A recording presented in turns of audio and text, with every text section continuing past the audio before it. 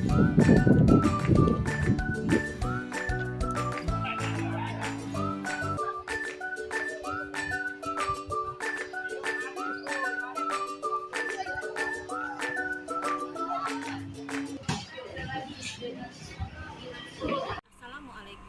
warahmatullahi wabarakatuh. Perkenalkan, saya Eka Fitria dari SMA Negeri 7 Palembang. Saya adalah calon guru penggerak angkatan 11. Saya akan menyampaikan aksi nyata saya, desiminasi budaya positif.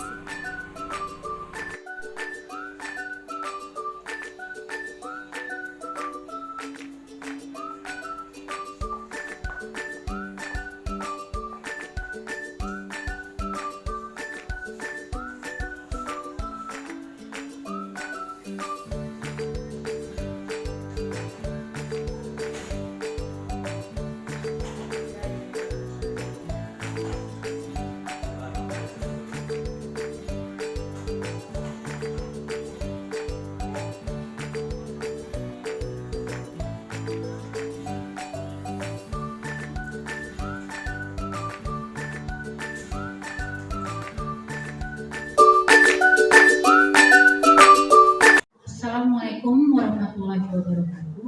Waalaikumsalam warahmatullahi wabarakatuh. Yang terhormat Ibu Kepala Sekolah SMA Negeri 7 Palembang, yang terhormat Ibu Bapak Wakil Kepala Sekolah SMA 7 Palembang, yang terhormat Bapak Ibu Guru yang kami sayangi. Pada hari ini, guru penggerak kita yang bernama Ibu Eka Fitria akan menyampaikan tentang desiminasi budaya positif. Pada Ibu Eka, kami persilakan. Ya, terima kasih kepada moderator yang sudah mempersilahkan saya untuk menyampaikan desiminasi budaya positif di SMA Negeri 7 Palembang. Assalamualaikum warahmatullahi wabarakatuh. Waalaikumsalam warahmatullahi wabarakatuh. Syukur kita panjatkan kehadiran Allah Subhanahu wa Ta'ala atas segala berkat, rahmat, hidayah dan inayahnya jualan. Kita pada pagi hari ini dapat berkumpul di SMA Negeri 7 ini dalam keadaan sehat walafiat, tak kurang suatu apapun, guna mengikuti desiminasi budaya positif.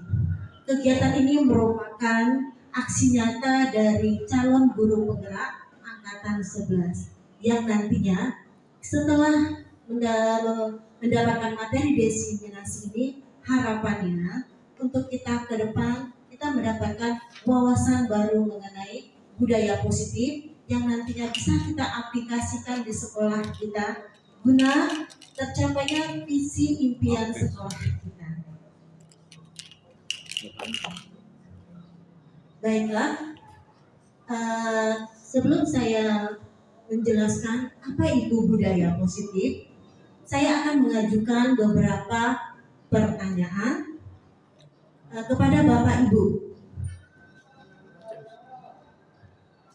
Oke, Bapak Ibu, ini ada beberapa pertanyaan yang nantinya boleh dijawab, boleh tidak ya.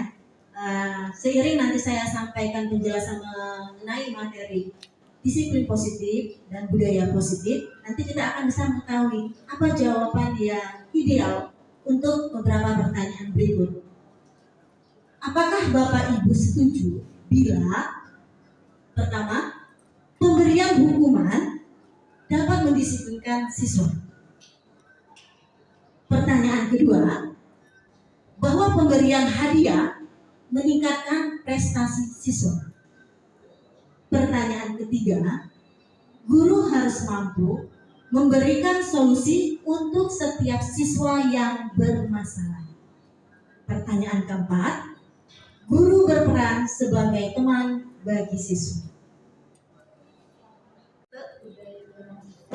Baiklah, untuk arti budaya sendiri, kata budaya itu merupakan bahasa yang berasal dari bahasa Sanskerta, yaitu budaya, yang merupakan bentuk jamak dari budi yang memiliki arti budi atau akal. Sedangkan dalam bahasa Inggris, budaya dikenal dengan kata culture yang berasal dari bahasa Latin colon, yang memiliki arti mengolah atau mengerjakan. Budaya merupakan pola atau cara hidup yang terus berkembang oleh sekelompok orang diturunkan pada generasi berikutnya. Nah, apa itu budaya positif? Budaya positif di sekolah ialah nilai-nilai keyakinan dan kebiasaan-kebiasaan di sekolah yang berpihak pada murid dapat berkembang menjadi pribadi yang kritis, penuh hormat, dan bertanggung jawab. Konsep inti dari budaya positif sendiri ada perubahan paradigma, stimulus respon lawan teori kontrol, kemudian disiplin positif dan nilai kebijakan. Di sini ada 3 motivasi perilaku manusia, kemudian ada keyakinan kelas, hukuman dan penghargaan, 5 kebutuhan dasar manusia, 5 posisi kontrol, kemudian yang terakhir itu adalah segitiga restitusi. Sana mencoba explaining ya. Nah, judulnya cobalah buka. Jadi nanti gini ya Bapak Ibu, tangan kalian Bapak Ibu itu akan digenggam satu. Oh, nih. Kemudian satu temannya lagi nanti akan membuka tangan kita. Kemudian nanti sebaliknya teman yang tadinya menggenggam, nanti kita yang akan membukanya. Nah, di sini ya. Anda dan teman Anda akan melakukan kegiatan cobalah buka. Anda adalah tugas Anda adalah mengepalkan salah satu tangan Anda. Cobalah Anda bayangkan bahwa Anda menyimpan sesuatu yang sangat berharga. Jadi di tangan Anda itu ada sesuatu yang sangat berharga yang nanti akan kalian pertahankan.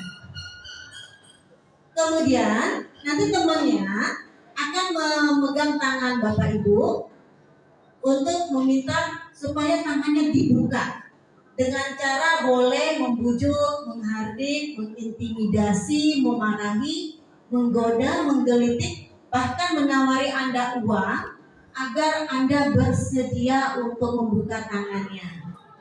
Oke Bapak Ibu, bisa dipahami? Bisa?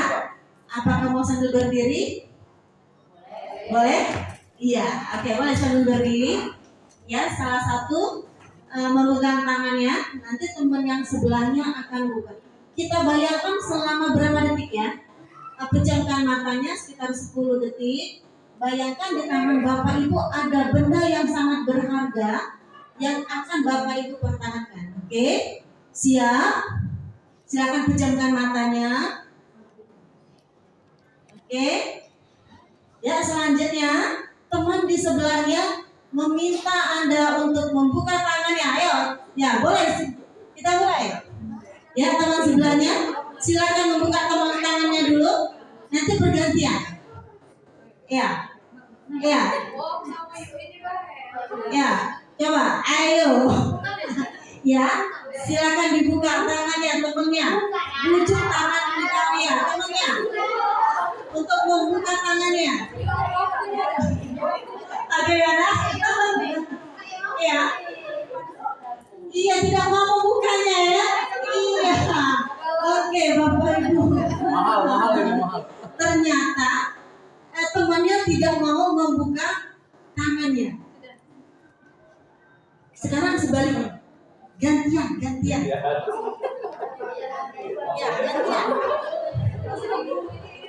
Nah, iya, minta temannya untuk bisa membuka tangannya. Oke, ini nggak bisa. Iya, tidak mau membuka tangannya temannya.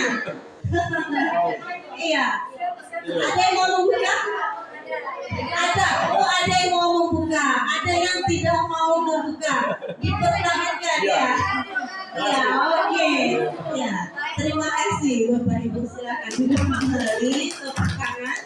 Nah, apa yang kita maknai dari kegiatan kita tadi Bapak Ibu? Ya, ketika tangan kita mengepal sesuatu yang kita anggap itu adalah berharga untuk kita, apa alasan kita untuk tidak membuka tangan kita? Atau apa alasan kita untuk membuka tangan kita? Pasti kita punya alasan. Kalau kita tidak mau membuka tangan kita, kenapa? Coba. Apa alasannya kita tidak mau membuka tangan kita? Ada Ya yang boleh tidak. ada sesuatu yang berharga. Ada sesuatu berharga, Pak Bidin. Iya betul sekali. Ketika ada apa? Iya, sama seperti Pak Bidin, ada sesuatu yang berharga untuk dijaga. Iya, karena yang kita pertahankan itu adalah barang yang sangat berharga untuk kita. Kita berusaha untuk mempertahankannya. Nah, kalau begitu siapa yang memegang kendalinya? Saya sendiri. Diri kita sendiri. Kita sendiri. Iya betul, diri kita sendiri. Kita sebagai kontrolnya. Jadi kita sebagai kontrol, nanti kita akan mempertahankan apakah kita mau membukanya atau kita akan mempertahankan barang yang kita pegang tadi. Jadi kontrolnya itu ada pada diri kita sendiri.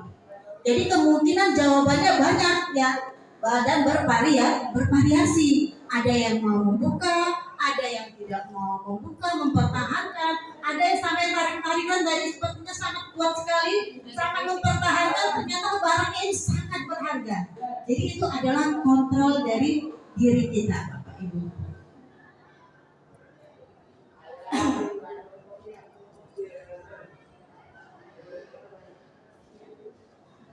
Pembelajaran dengan paradigma baru.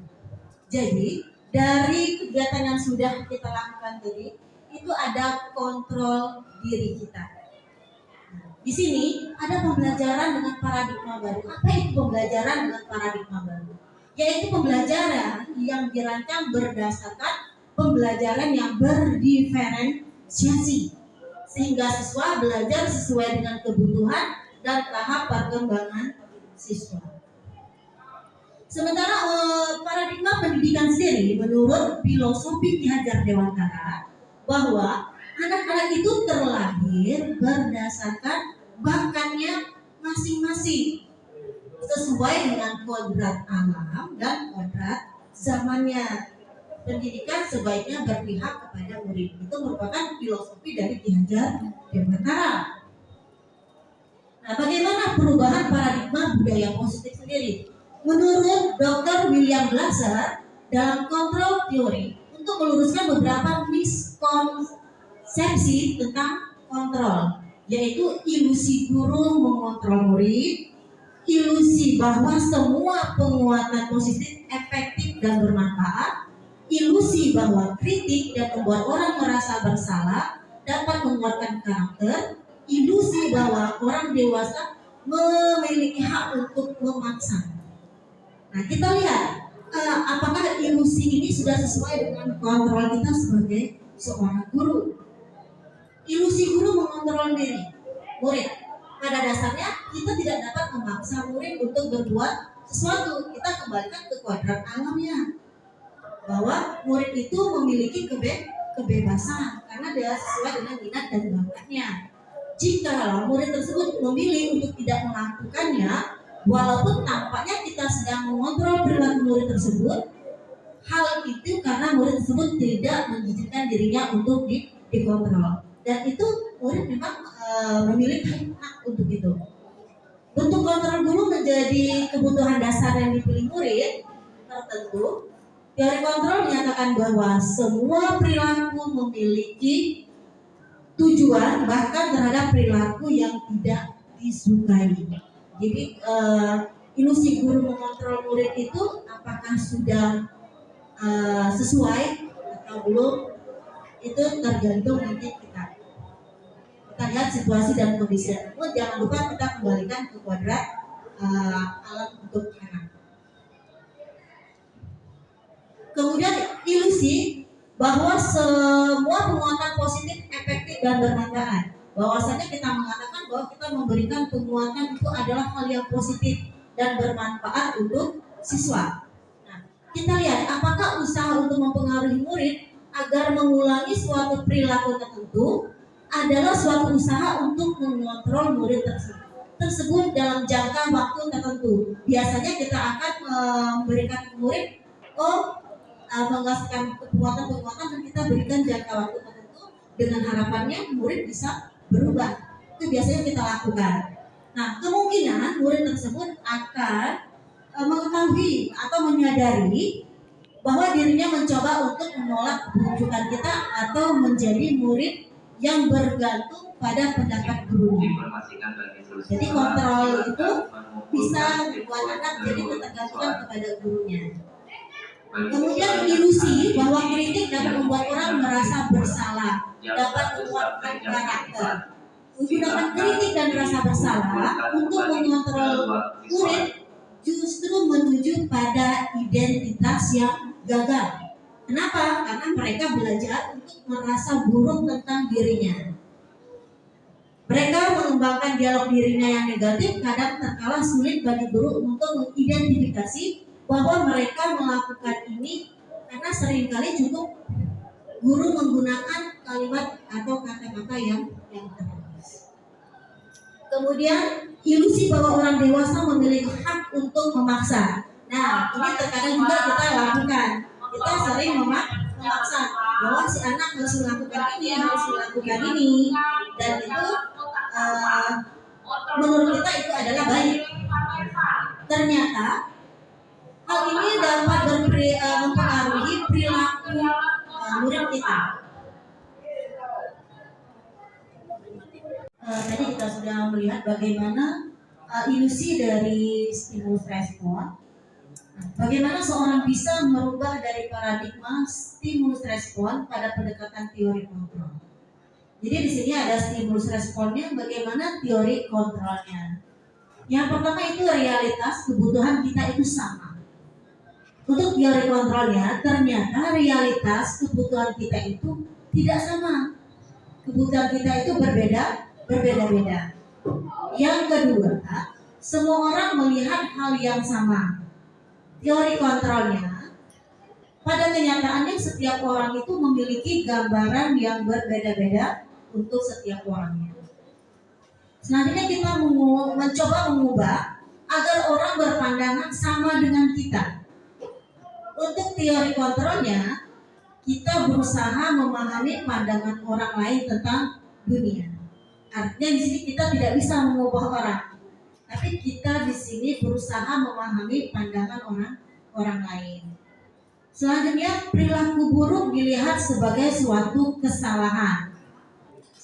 Untuk teori kontrolnya, semua perilaku memiliki tujuan. Jadi ketika anak itu memiliki perilaku yang buruk, itu mungkin si anak memiliki tujuan. Apa tujuannya? Nanti kita akan lihat ada di nantinya kebutuhan dasar dari setiap orang. Kenapa dia melakukan hal tersebut? Selanjutnya, stimulus responnya orang lain bisa mengontrol saya. Untuk teori kontrolnya, hanya Anda yang bisa mengontrol diri Anda. Tadi dari kegiatan yang sudah kita lakukan, kita mencoba membuka, kita membuka tangan kita tetap mempertahankan apa yang ada di tangan kita. Artinya kita yang mengontrol diri kita sendiri, bukan orang lain. Mengapa kita mempertahankan itu? Kemudian, saya bisa mengontrol orang lain. Teori kontrolnya, Anda tidak bisa mengontrol orang lain. Karena setiap orang itu mempunyai kebebasan individunya. Selanjutnya, pemaksaan ada pada rujukan gagal.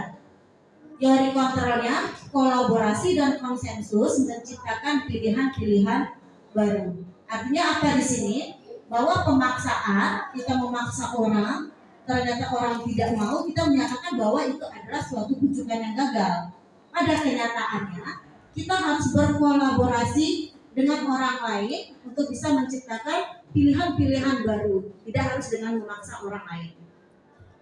Selanjutnya, model berpikir menang atau kalah. Nah, di sini teori kontrolnya model berpikir menang-menang.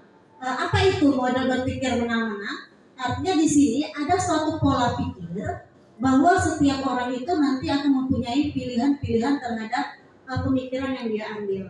Apakah itu pemikiran yang salah atau pemikiran yang benar. Stimulus respon lawan teori kontrol pandangan tentang dunia. Nah, kalau ini berdasarkan pandangan dunia, stimulus responnya realita kebutuhan kita tidak sama.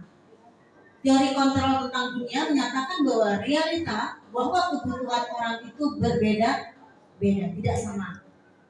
Yang kedua, semua orang melihat hal yang sama. Teori kontrolnya bahwa setiap orang itu memiliki gambaran yang berbeda-beda, karena tidak semua orang itu memiliki pandangan yang sama dengan kita. Yang ketiga, kita mencoba mengubah orang lain agar berpandangan sama dengan kita. Teori kontrolnya, kita berusaha memahami pandangan orang lain tentang dunia, karena kita tidak bisa mengubah orang lain dengan serta-merta. Jadi kita harus memahami bagaimana pandangan orang tersebut, bagaimana orangnya, bagaimana karakter orang tersebut. Yang keempat, orang lain bisa mengontrol saya. Teori kontrolnya, semua perilaku memiliki tujuan. Jadi kita tidak bisa mengontrol orang lain, karena itu kontrol dirinya ada pada diri dia sendiri, dan semua orang itu akan mempunyai tujuan dalam perilaku yang dia lakukan. Yang kelima, saya bisa mengontrol orang lain. Teori kontrolnya, Anda tidak bisa mengontrol orang lain. Pada dasarnya kita hanya bisa mengontrol diri kita sendiri, bukan untuk orang lain. Oke, kita lanjut ke materi yang kedua, disiplin positif. Nah, apa itu disiplin positif? Jadi disiplin positif itu adalah cara mengajar, membimbing anak dengan memberitahu perilaku yang dapat diterima dengan cara yang tegas dan memberikan kenyamanan. Sebagai pendidik, tujuan kita itu adalah menciptakan anak-anak yang memiliki disiplin sehingga mereka bisa berperilaku yang mengacu pada nilai-nilai kebajikan universal dan memiliki motivasi intrinsik, bukan ekstrinsik. Jadi di sini kita sebagai guru bagaimana menciptakan anak-anak kita ketika dia melakukan kesalahan, ketika dia melakukan hal-hal yang bertentangan dengan tata tertib di sekolah, kita akan mendisiplinkan mereka melalui nilai-nilai kebajikan universal yang sudah kita tanamkan di sekolah, sehingga akan muncul motivasi intrinsik dari si anak, bukan motivasi ekstrinsik. Nah, apa itu disiplin? Berdasarkan 3 motivasi perilaku manusia. Disiplin berasal dari bahasa Latin, disiplin yang artinya belajar. Makna asal kata ini berkonotasi dengan disiplin diri dari murid Socrates dan Plato. Disiplin diri membuat orang menggali potensinya menuju sebuah tujuan, apa yang dia hargai. Dalam budaya kita, makna kata disiplin telah berubah menjadi sesuatu yang dilakukan seseorang pada orang lain untuk mendapatkan kepatuhan. Kecenderungan umum adalah menghubungkan kita disiplin dengan ketidaknyamanan, bukan apa yang kita hargai atau pencapaian suatu tujuan. Jadi makna disiplin di sini nanti untuk perilaku manusia, apakah kita akan mendisiplinkan dengan kenyamanan atau ketidaknyamanan. Ketika mendengar kata disiplin, apa yang terbayang di benak Anda? Apa yang terlintas di pikiran Anda? Kebanyakan orang akan menghubungkan kata disiplin dengan tata tertib. Benar tidak? Mendisiplinkan itu berhubungan dengan tata tertib, kemudian teratur, dan kepatuhan pada peraturan. Sama di sekolah kita juga. Di sekolah kita ada yang namanya tata tertib. Kata disiplin juga sering dihubungkan dengan hukuman, padahal itu sungguh berbeda. Karena belajar tentang disiplin positif tidak harus memberikan hukuman.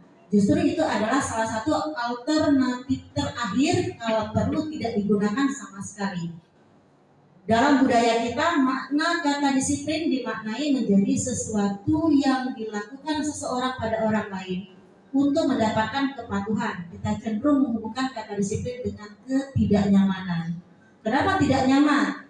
Karena tadi kecenderungan kita dengan kata disiplin, kita nanti akan menghubungkannya dengan peraturan, dan terakhir akan dengan hukuman. Ini yang menyebabkan anak-anak tidak nyaman. Nah, kita lihat di sini ada konsep disiplin, ada hukuman, konsekuensi, dan restitusi. Untuk hukuman, biasanya kita lakukan itu terencana atau tidak? Kadang-kadang tidak terencana, kita melakukan hukuman kepada anak, misalkan anak melakukan kesalahan terlambat, kita akan langsung marah sama anak, tanpa kita meminta dari mereka kenapa dia terlambat, tapi kita langsung akan marah. Silakan copot sepatunya, bersihkan halaman, sapu. Kadang-kadang itu pun terlontar oleh kita karena kita refleks, kita marah melihat anak kita yang terlambat. Kemudian itu nanti bersifat satu arah. Biasanya kalau kita memberikan hukuman, kita bersifatnya satu arah. Kita tidak mendengarkan lagi dari si anak itu kenapa dia terlambat. Kemudian sering dengan menyakitkan. Terkadang kita memberikan hukuman kepada anak mungkin dengan kata-kata yang sedikit kasar. Nah, hal itu bisa menyebabkan si anak merasa tersakiti, atau memberikan hukuman kepada anak, oh silakan Anda keliling lapangan. Ternyata si anak merasa malu. Dia malu ternyata keliling lapangan, dan itu bisa menyebabkan dia merasa sakit hati. Kemudian anak tidak nyaman. Ketika anak kita marahi, dia terlambat, kita suruh lepas sepatunya. Apakah dia merasa nyaman? Setelah suruh lepas sepatunya, silakan bersihkan kamar mandi. Apakah anak akan merasa nyaman? Tentu dia tidak akan merasa nyaman. Kemudian murid merasa takut. Tentu saja murid akan merasa takut ketika kita memarahi dia karena dia terlambat dan memberikan hukuman. Murid itu akan merasa takut. Kemudian memaksa, dalam arti kata arti kita memberikan hukuman kepada anak, pasti itu akan anak merasa terpaksa karena memang kita memaksa dia untuk melakukan hal tersebut. Hal ini akan menyebabkan ketidaknyamanan kepada anak. Konsekuensinya, berencana disepakati sesuai peraturan. Nah, ketika kita melaksanakan hukuman itu pasti ada konsekuensi. Pasti kita akan mengatakan, oh ini adalah peraturan. Ini adalah tata tertib sekolah sesuai peraturan. Kemudian dia merasa tidak nyaman. Sikap guru selalu memonitor siswa. Ini kalau kita memberikan konsekuensi. Nah, kalau konsepnya kita lakukan dengan restitusi.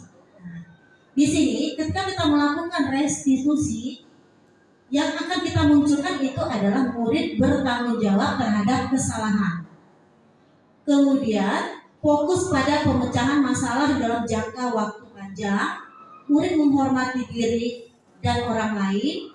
Kemudian dirinya yang memegang kontrol. Murid berusaha memperbaiki kesalahan.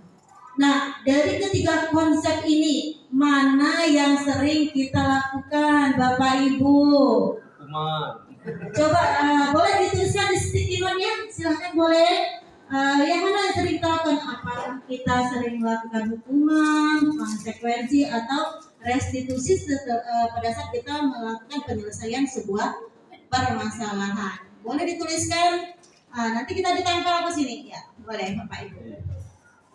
Yang mana yang sering kita lakukan? Apakah kita hukuman, konsekuensi, atau restitusi? Untuk menjalankan konsep dari disiplin di sekolah.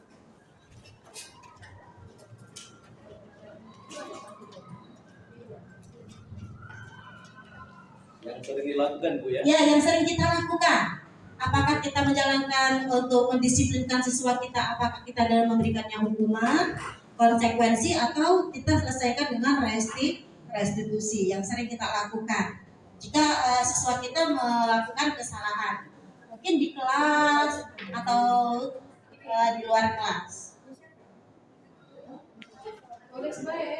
Ya, tuliskan saja apa hukuman atau konsekuensi atau restitusi yang sudah kita lakukan. Jika mungkin anak kita di kelas ada yang tertidur, apakah langsung kita marahi, atau anak kita tidak membuat PR, atau kita langsung marahi, atau kita kasih hukuman? atau kita berikan konsekuensi atau restitusi. Ya, kalau sudah boleh silakan ditempel di sini. Kita akan lihat mana yang banyak yang sudah kita lakukan. Alvina Nailatul Zakia Fajar Rabdani kami ulangi Nafisa Nah, yang sudah selesai boleh ditempel ya. Rahmi Rahmania Nadira Amelia Muhammad Foto Alfaridi Razi Muhammad Rizky Ramadan Ya, silakan ditempel. Di sini boleh. Harap segera ke ruang biologi untuk mengikuti kegiatan ANBK. Ya. Terima Bagaimana kasih. konsep disiplin yang sudah kita lakukan di kelas kita?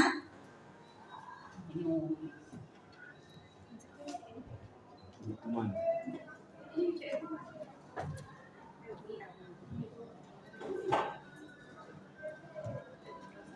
Ya, di sini sudah ada hukuman, ada restitusi,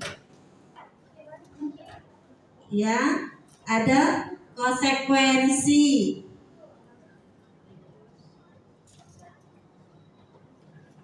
Ya, ada konsekuensi, ada restitusi.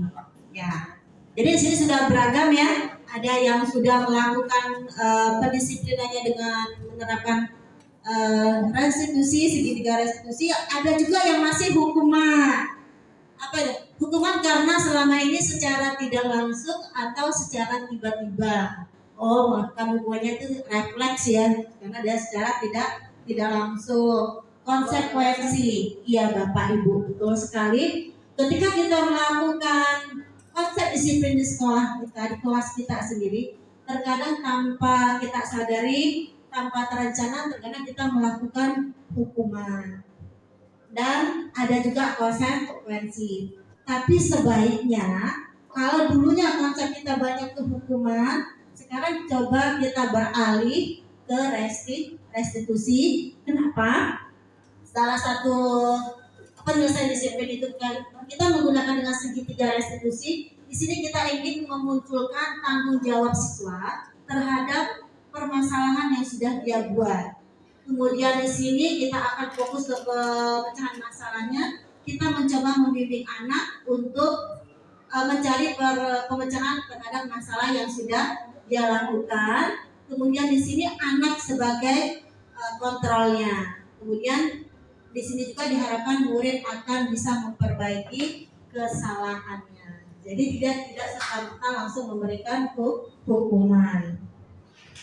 Nah, dari disiplin sekolah yang sudah kita lakukan, apa yang harus kita tanamkan? Yaitu nilai-nilai kebajikan, yaitu beriman dan bertakwa kepada Tuhan yang Maha Esa.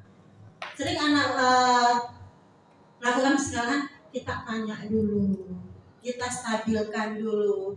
Jadi jangan langsung marah-marah. Kalau kita langsung marah-marah, anaknya langsung merasa takut. Jadi kita stabilkan emosinya dulu, kita tanya. Ya. Kemudian ada nilai mandiri, bernalar kritis, kebinekaan global, bergotong royong dan kreatif. Nah, nilai-nilai kebajikan ini yang akan kita tanamkan kepada anak itu berdasarkan keyakinan kelas yang sudah kita buat. Mengapa keyakinan kelas? Mengapa bukan peraturan kelas? Nah, di sini kita lihat, mengapa harus keyakinan sih, bukan peraturan kelas? Karena pada dasarnya kalau dia peraturan kelas, artinya di sini sama dengan kita membuat tata tertib di sekolah. Nih.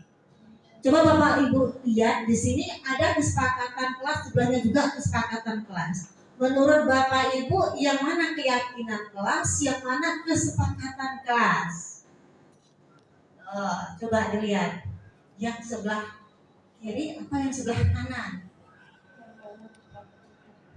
Untuk keyakinan kelas yang mana? Yang di sini keyakinan kelas. Betul? Kami guru dan murid yang saling menyayangi. Kami murid yang semangat belajar, kami murid yang peduli dengan teman.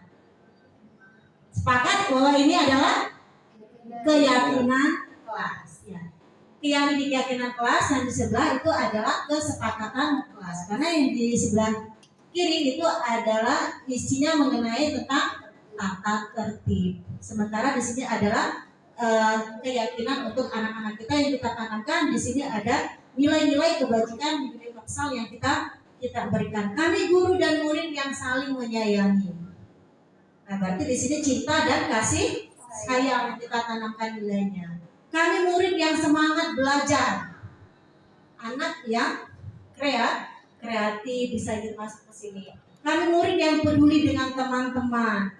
Nilai apa di situ? Nilai di situ adalah nilai saling menghormati. Ya, kalau istilahnya datang tepat waktu, mengucapkan salam, menjaga kebersihan. Aktif dalam pembelajaran itu adalah tata tertib yang sudah kita buat.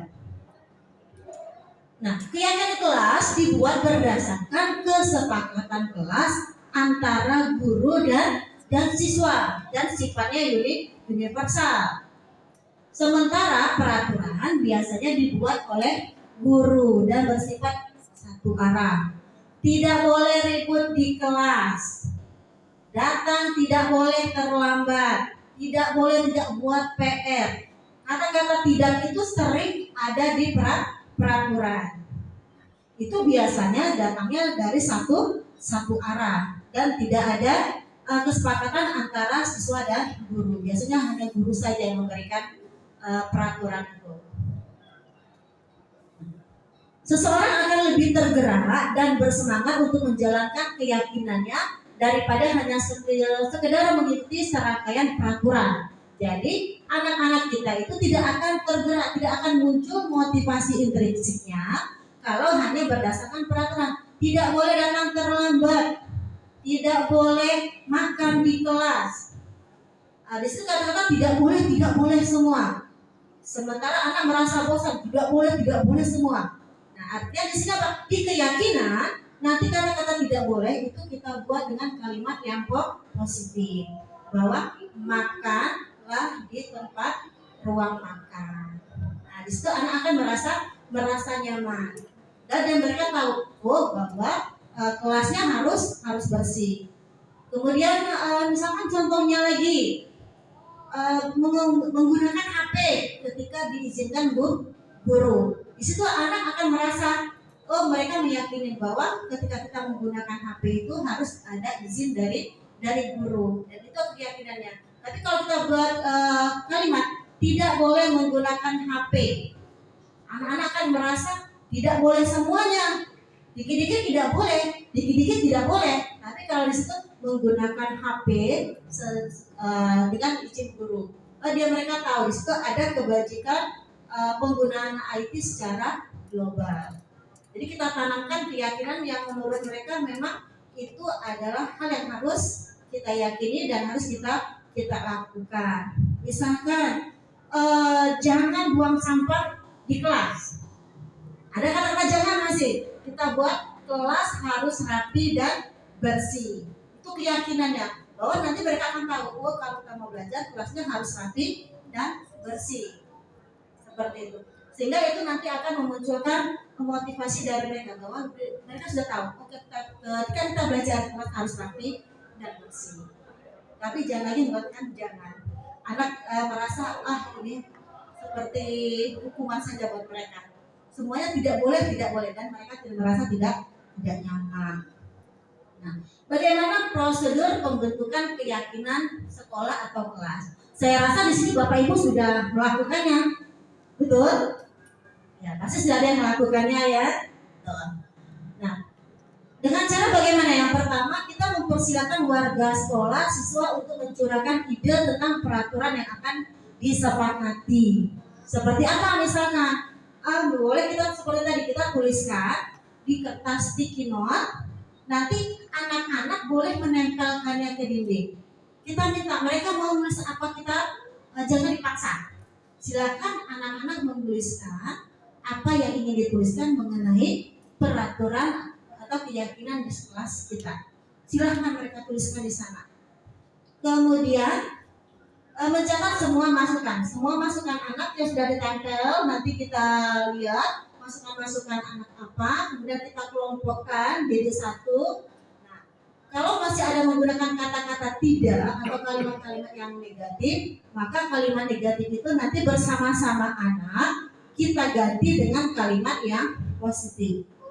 Nah, intinya di sini kita tidak boleh peraturan itu dari kita, dari anak-anak, dan sepakati bersama-sama dengan mereka, sehingga mereka akan yakin bahwa ini keyakinan yang sudah kita buat sama-sama, bukan dari guru ya.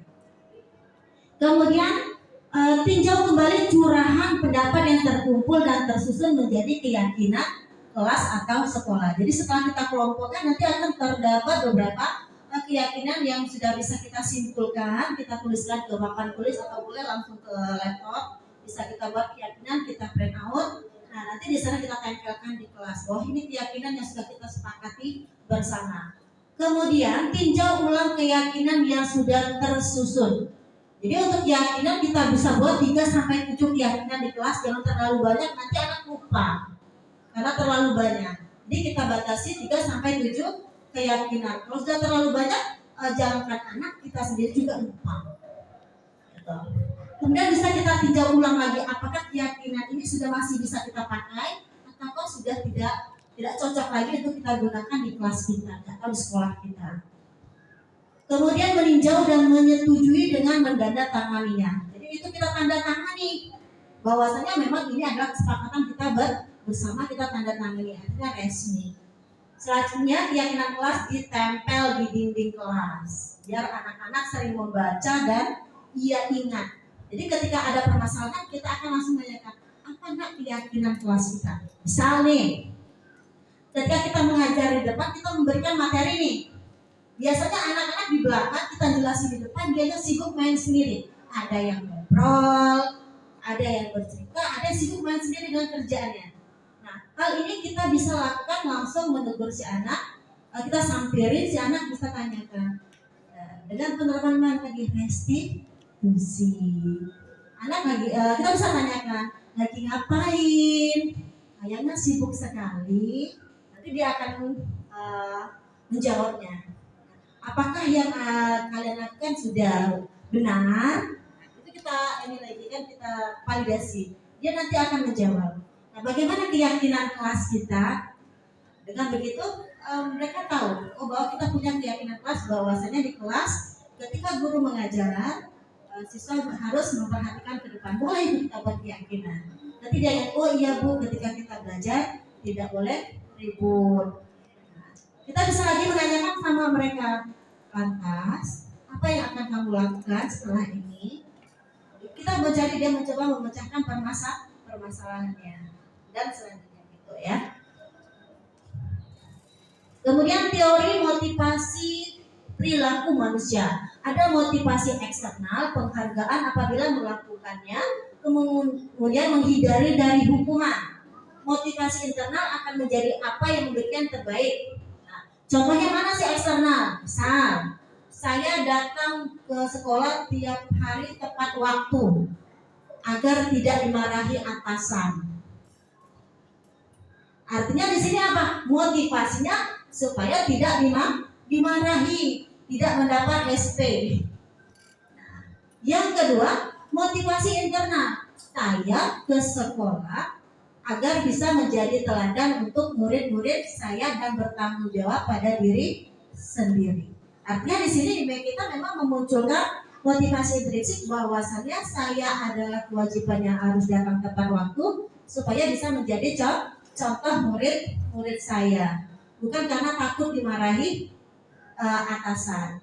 Atau saya datang tepat waktu supaya nanti mendapat reward dari atasan. Artinya di sini kita mengharapkan adanya penghargaan. Nah, itu untuk teori motivasi. Jadi sebaiknya memang kita melakukannya karena dorongan dari kita sendiri bahwasanya itu adalah tanggung jawab kita. Selanjutnya kebutuhan dasar manusia. Bahwasanya manusia itu memiliki kebutuhan dasar. Segala sesuatu yang kita lakukan untuk mendapatkan apa yang kita inginkan. Tidak seluruh tindakan kita lakukan memiliki tujuan tertentu dan semua usaha terbaik yang kita lakukan adalah dalam rangka memenuhi kebutuhan dasar kita dengan baik. Apa misalnya kita butuh makan supaya bisa hidup. Kita butuh apa lagi? Butuh uang, betul. Kemudian kita butuh disayangi. Kita butuh banyak kebutuhan. Itu namanya kebutuhan dasar untuk mempertahankan hidup. Ini 5 kebutuhan dasar manusia. Yang pertama, untuk bisa bertahan hidup, supaya bisa diberikan cinta dan kasih sayang. Kemudian kesenangan, kebebasan, dan penguasaan. Di sini bentuk bertahan hidup. Tadi saya bilang kita perlu makan. Kemudian kita perlu belanja untuk memenuhi kebutuhan sehari-hari. Itu adalah kebutuhan dasar untuk bisa bertahan hidup. Kasih sayang. Setiap orang perlu disayang. Terkadang-kadang kita temui anak kita di kelas ada yang seperti minta perhatian. Ternyata anak kita tersebut kurang kasih sayang dari orang tuanya, sehingga di kelas dia ingin diperhatikan. Kemudian kesenangan. Kita butuh kesenangan, betul tidak Bapak Ibu? Betul. Iya, kita butuh kesenangan. Kita tidak butuh kesenangan, apalagi siswa kita. Makanya dia butuh sesuatu yang menyenangkan di kelas. Kita pembelajarannya jangan begitu-begitu saja, akhirnya anaknya bosan. Anak ingin keluar, sekali-sekali kita keluar deh Bu. Sekali-sekali kita belajar kemana Bu? Itu karena anak butuh kesenangan. Dianya dengan metode kita seperti itu terus, sebagai misalkan guru sebagai center, dia akan bosan. Selanjutnya kebebasan. Anak-anak diberikan kebebasan. Misalnya apa? Dia bebas. Untuk saat ini ada asesmen yang membebaskan anak. Ada yang boleh dia melihat audio, video, visual. Itu adalah kebebasan untuk anak. Selanjutnya penguasaan. Artinya di sini apa? Dia minta untuk penghargaan atas prestasi yang dia miliki. Jadi ada penguasaan dan dia minta dihargai. Bahwasanya dia memiliki kekuatan itu, dia punya power loh. Jadi itu ada 5 kebutuhan dasar manusia. Ini ada contoh nih. Aku senang main kejar-kejaran dengan ibu guru, seru. Nah, kira-kira ini di mana? Apakah kesenangan, kebebasan? Kesenangan. Jadi anak-anak, aku senang bermain kejar-kejaran dengan ibu guru, seru. Nah, ya. Jadi di sini ada kesenangan. Ibu kejar aku karena ibu guru sayang aku. Perhatian. Cinta dan kasih sayang. Aku hebat kan, bisa bikin ibu guru kejar aku. Penguasaan. Jadi di sini dia ingin diakui bahwa dia punya power, punya kekuatan. Aku hebat kan, bisa bikin ibu guru kejar aku, bahwa dia punya kekuatan berlari.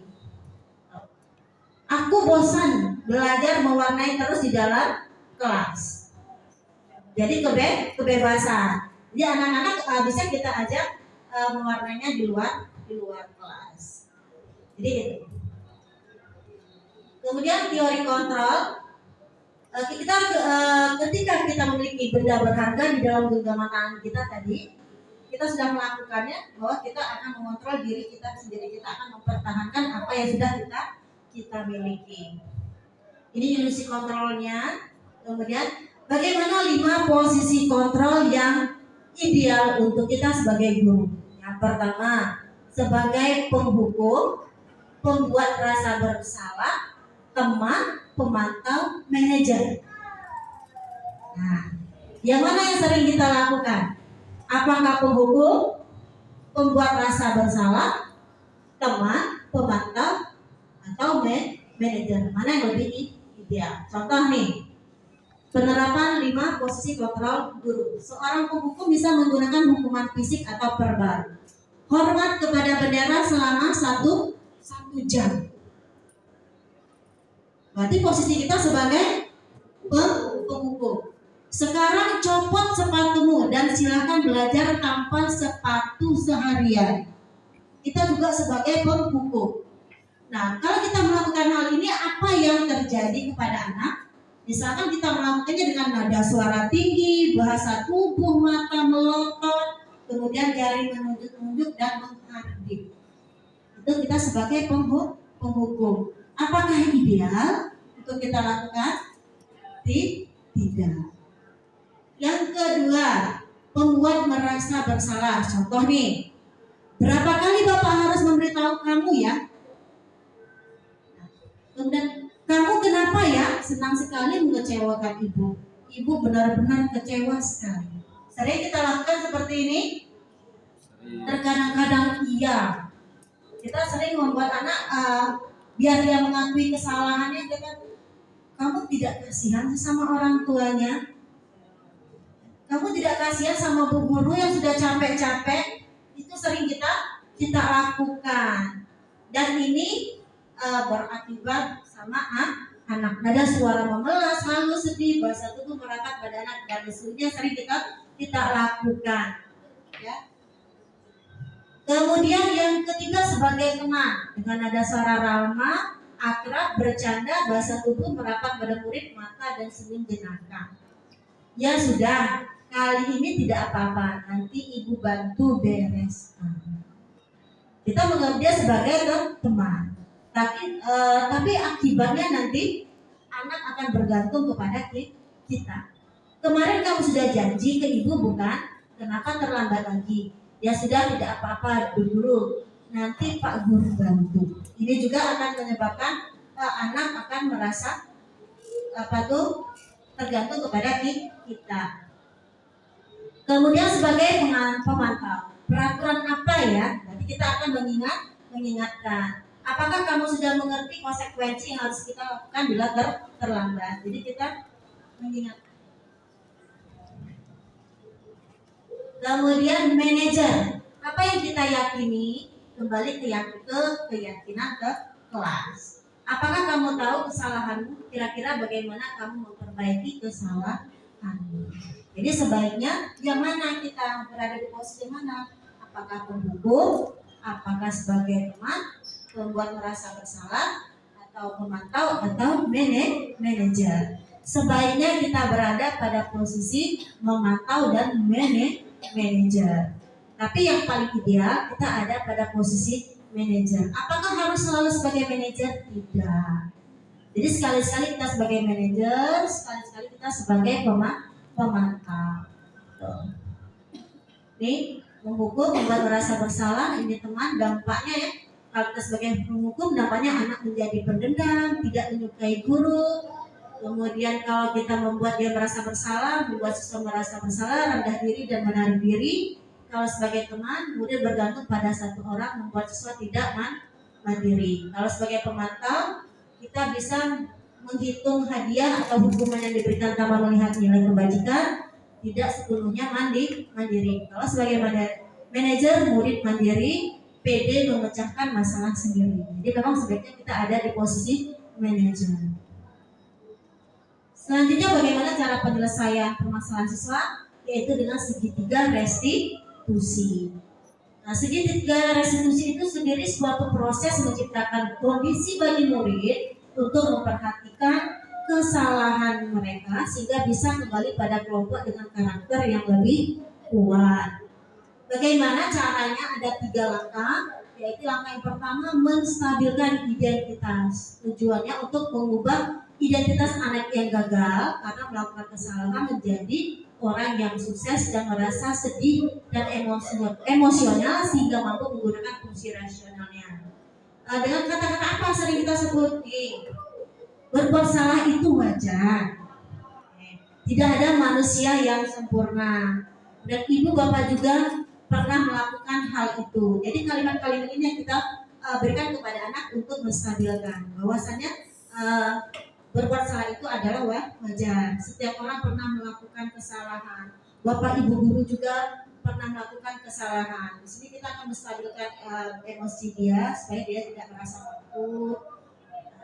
Kemudian kamu berhak merasa seperti itu. Itu kalimat yang idealnya kita sampaikan ke anak untuk menstabilkan kondisi dia dulu. Jangan langsung marah. Kemudian kita validasi tindakan yang salah. Misalnya apa kalimatnya? Kamu pasti punya alasan mengapa melakukan hal itu. Pasti nanti anak akan menjawab apa alasannya melakukan itu. Padahal kamu bisa melakukan yang lebih buruk dari ini ya. Kamu patut bangga karena telah melindungi sesuatu yang penting buat kamu. Jadi ini bisa misalkan anak melakukannya karena mempertahankan sesuatu. Kamu melakukannya karena mempertahankan sesuatu yang penting bagimu. Jadi ini kita validasi tindakan yang salah. Kita menanyakan kenapa dia melakukan hal tersebut, alasannya. Kemudian kita menanyakan keyakinan kelas. Setelah berdialog dengan anak, kita tanyakan. Dia mengatakan bahwa begini, dia melakukan alasannya. Apa keyakinan kelas yang sudah kita yakini? Nanti dia akan menjawab. Apa keyakinan kelas itu yang sudah dia langgar. Kemudian nilai-nilai apa yang telah kita sepakati bersama. Nah, untuk menyatakan hal ini kita harus buat dulu tadi kesepakatan ke kelas sehingga kita bisa menyanyikan kelas. Kalau kita belum buat, ya belum bisa kita katakan itu ya. Jadi buat dulu keyakinan ke kelas. Ya, mungkin itu yang bisa saya sampaikan Bapak Ibu. Lebih dan kurang saya mohon maaf. Assalamualaikum warahmatullahi wabarakatuh. Nanti kita ke sesi lanjut.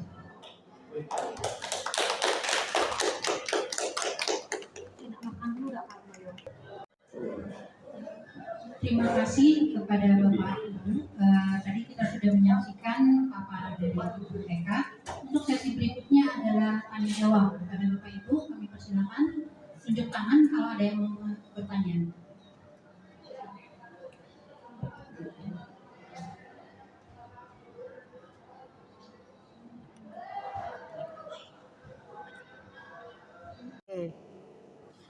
Terima kasih. Perkenalkan, nama saya Fiska Putri Nanda. Saya ingin izin bertanya mengenai apakah permasalahan pada peserta didik bisa diselesaikan dengan sebuah segitiga restitusi. Terima kasih. Baiklah, apakah ada lagi yang bertanya?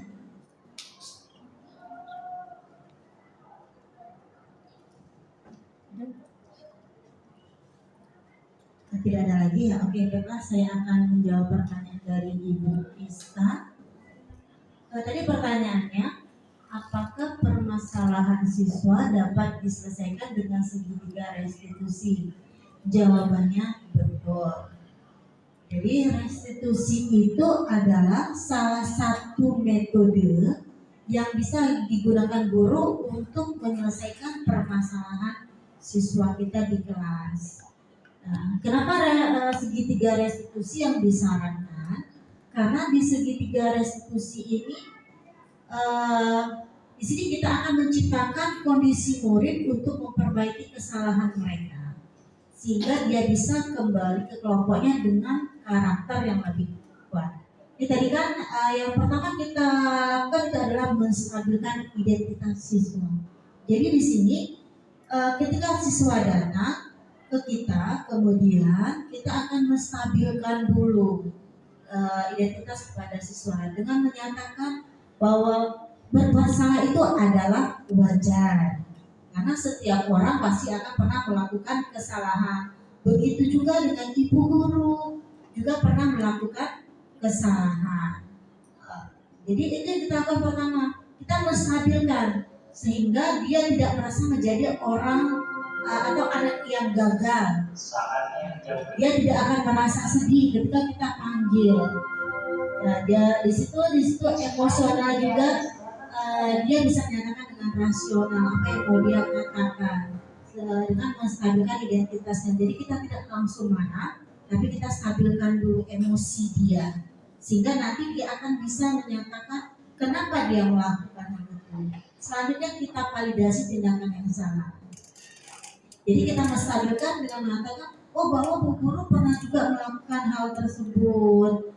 Nah, jadi kita enggak apa-apa, sehingga nanti kita bisa mendapatkan permasalahan dari yang kamu hadapi. Kemudian kita bisa langsung melakukan validasi tindakan. Nah, dengan cara bagaimana kita validasi tindakan ini, kebutuhan apa yang harus dipenuhi oleh murid, bukan berarti kita menguatkan tindakan yang salah itu pantas dilakukan. Namun di sini kita lebih menguatkan pemahaman kita akan alasan dari murid kenapa dia melakukan hal tersebut. Misalnya kita bertanya sama dia, kenapa kamu melakukan ini? Apa alasannya kamu melakukan ini? Nanti siswa akan menjawab, alasan apa? Kita dengar alasan dia, kenapa dia bisa melakukan itu. Atau boleh kita katakan, oh kamu patut melakukannya karena kamu mempertahankan. Artinya di sini kita akan menguatkan pemahaman kita dan alasan murid mengapa dia melakukan hal tersebut. Baru kemudian ketika dia sudah menyatakan permasalahannya dan menyatakan alasannya kenapa dia melakukan hal tersebut, baru kita menanyakan keyakinan. Nah, dari alasan dia katakan dia, oh bahwa saya marah karena teman saya mengambil makanan saya. Kita pasti akan mengatakan, iya wajar kamu akan marah karena makanan kamu diambil oleh temanmu. Itu pada saat kita menstabilkan. Namun pada dasarnya tadi, namun dengan menyatakan keyakinan, kita bahwa walaupun kita tadi menguatkannya, tapi kita tetap akan menyatakan bahwa apa yang dilakukannya itu ada tetap salah dengan menyatakan keyakinan. Nah, apa keyakinan yang sudah kamu langgar? Atau apa keyakinan dari kelas kita? Dia pasti akan mengatakan bahwasanya di kelas kita harus saling menghormati. Jadi kita akan mendapat jawabannya dengan menanyakan keyakinan kelas. Kemudian nilai-nilai apa yang telah kita sepakati bersama. Jadi dia akan menyatakan. Nah, kita bisa menyatakan ini kita menanyakan ini kalau kesepakatan atau keyakinan kelas sudah dibuat. Kalau keyakinan kelas kita belum dibuat, kita tidak bisa akan melakukan ini. Karena anak tidak akan tahu apa keyakinan kelas kita. Tapi kalau kita sudah membuat keyakinan kelas kita, ketika kita menanyakan ini, dia akan langsung paham. Oh, bahwa dia sudah melanggar keyakinan kelas yang sudah kita buat bersama-sama. Dan kemudian nanti kita akan meminta siswa, nah setelah kamu tahu bahwa kamu melanggar keyakinan kelas, apa yang akan kamu lakukan untuk memperbaiki kesalahan kamu? Jadi dia nanti akan mencari sendiri jawabannya, bahwasanya oh nanti saya mau ngapain? Saya akan meminta maaf sama teman mungkin, atau misalkan dia tidak membuat PR, saya akan menemui guru saya akan meminta maaf nantinya. Nanti saya akan membuat PR. Itu akan jawaban-jawaban yang memang keluar dari diri anak, bukan paksaan dari kita. Dia sendiri yang akan mencari solusi untuk permasalahan mereka. Nah, itulah kenapa kita disarankan untuk melakukan segitiga restitusi. Nah, apakah segitiga restitusi ini satu-satunya metode yang bisa kita gunakan? Tentu tidak. Karena ini hanya salah satu metode yang bisa kita gunakan. Kita bisa menggunakan metode yang lain. Atau misalkan setelah kita melakukan restitusi, mungkin kita akan melakukan hukuman. Itu bisa dilakukan kalau memang kesalahan anak itu betul-betul memang sudah di luar batas, tapi kita tetap stabilkan dulu dengan restitusi, baru kita lanjut ke hukuman. Begitu. Mungkin itu yang bisa saya sampaikan, bisa dipahami, bisa. Terima kasih. Terima kasih.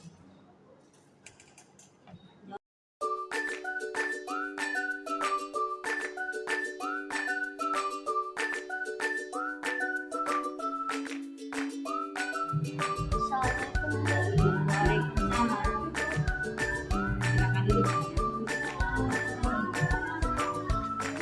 Diana sudah tahu kenapa ibu panggil hari ini? Kenapa? Karena bolos lanjut pelajaran ibu. Ya benar. Saat pelajaran ibunya, Diana tidak ada di kelas. Dan ibu juga mendapat laporan bahwa Diana sering keluar kelas. Iya bu. Diana, semua orang pernah melakukan kesalahan. Begitu juga bu guru. Kita manusia biasa, bukan makhluk yang sempurna.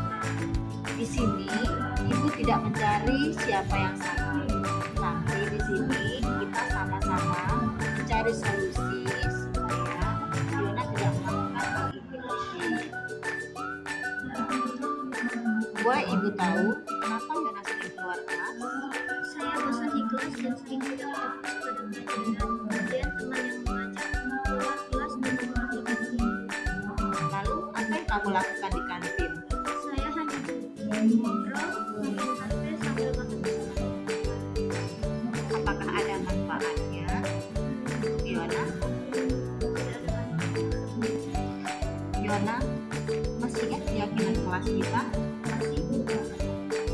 Lalu, apa hal yang kamu lakukan itu benar atau salah? Sudah sesuai belum dengan yang dimotivasi? Yakin yang mana? Nah, kamu sudah tahu ya. Lalu, untuk kedepannya, apa yang akan kamu lakukan untuk memperbaiki permasalahan ini?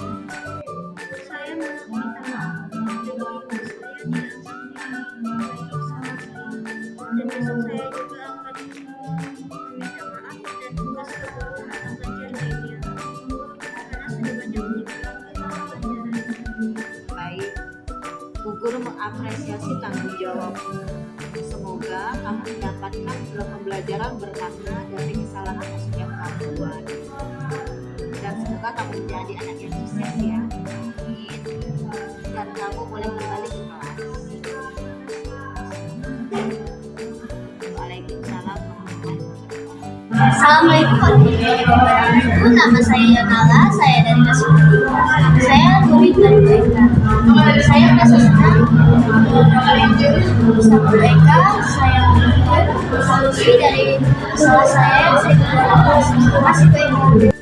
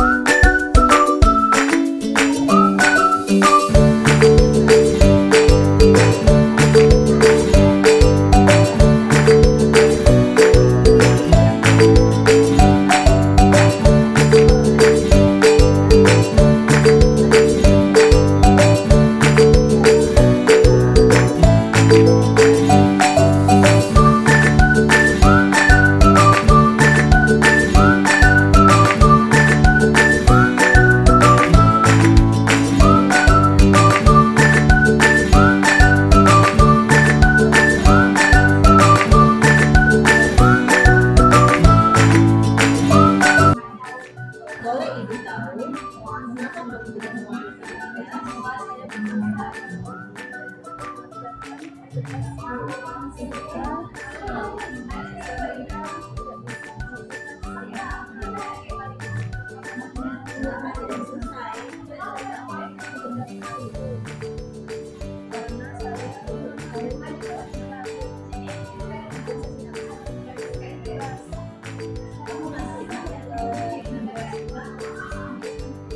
kira-kira yang kamu lakukan sudah sesuai dengan yang kelas kita belum? Kira-kira yang mana? Nah, ternyata kamu tahu ya, apakah kamu sudah punya solusi atas permasalahan ini? Iya, Bu.